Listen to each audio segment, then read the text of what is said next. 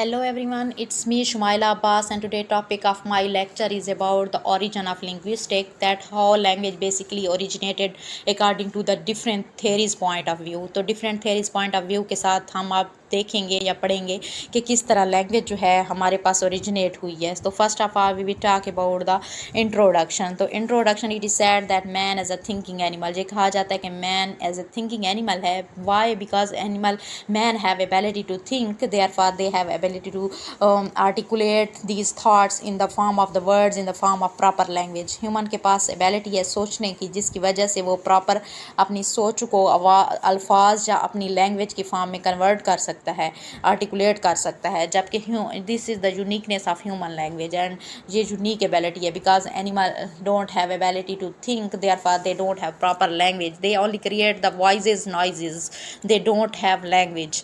जबकि हमारे पास एनिमल और ह्यूमन को देखा जाए तो सर्टेन वॉइसेस क्रिएट करते हैं एनिमल. लाइक बर्ड्स को देखा जाए तो दे मेक कू कू का sounds. They don't have proper language. And if you talk about line, they create fearful sounds for creating fear in other animals. And if we talk about honeybee, they create buzz sounds.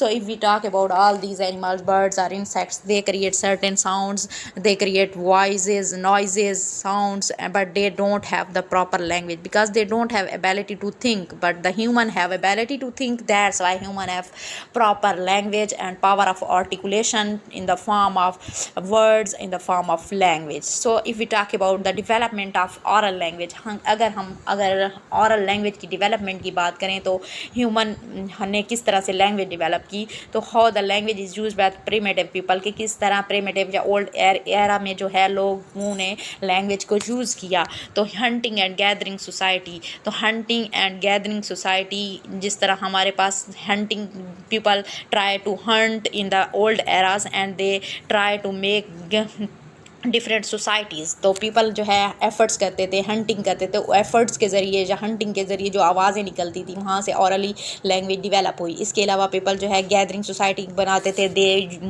Use to cook together, और इसके अलावा they use to lit the fire. और ये different चीज़ें जो थी उसकी वो सोसाइटीज़ इकट्ठे होते थे, इकट्ठ बनाते थे, ग्रुपिंग होती थी, जिसकी वजह से लैंग्वेज ऑरली डेवलप हुई. They try to communicate with each other and they try to make effort for their living.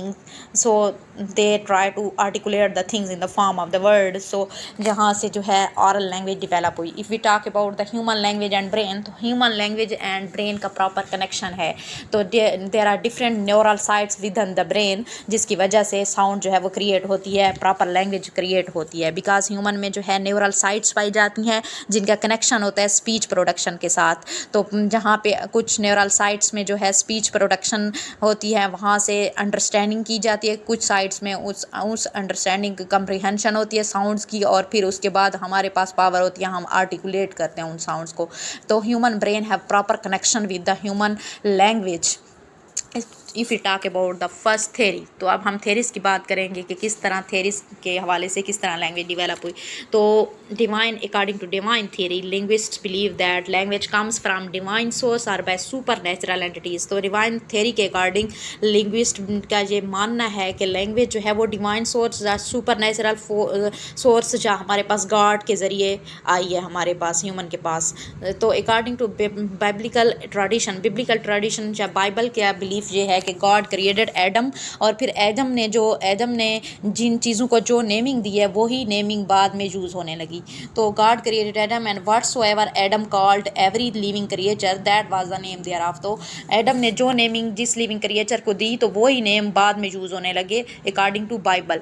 तो इसके अलावा हम पढ़ेंगे Hindu tradition. So it's Saraswati wife of Brahma who is credited with bringing language to humanity. तो according to Hinduism believe के ब्रह्मा की जो wife Saraswati थी उसने जो क्या हुआ है, ह्यूमन लैंग्वेज जो है वो उसी की वजह से डेवलप हुई. उसने ही लैंग्वेज जो है ह्यूमैनिटी को दी है. वही ह्यूमैनिटी में लैंग्वेज उसने क्रिएट किया है, जो वही ह्यूमैनिटी में लैंग्वेज लाई है.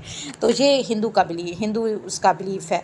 तो इसके अलावा डिफरेंट सेवरल एक्सपेरिमेंट्स जो थे हमारे पास वो सेवरल एक्सपेरिमेंट्स कंडक्ट किए गए कि किस तरह लैंग्वेज डेवलप हुई। तो to put human infants in an isolation, तो पहला एक्सपेरिमेंट ये कंडक्ट किया गया कि ह्यूमन के बच्चे को, चाइल्ड को जो है, इन्फेंट को, वो क्या किया गया, एक आइसोलेशन में रखा गया। तो देखा गया कि क्या उसकी लैंग्वेज डेवलप हुई है, but he was in a silence. तो second experiment was about Egyptian pharaoh's या सामटिक एक्सपेरिमेंट जिसको कहा जाता है। उसने एक न्यू बार बेबीज़ को म्यूट शेफर्ड के साथ रखा और देखा कि क्या उसमें लैंग्वेज डेवलप हुई है, बट उसने कोई लैंग्वेज डेवलप प्रॉपर नहीं की थी।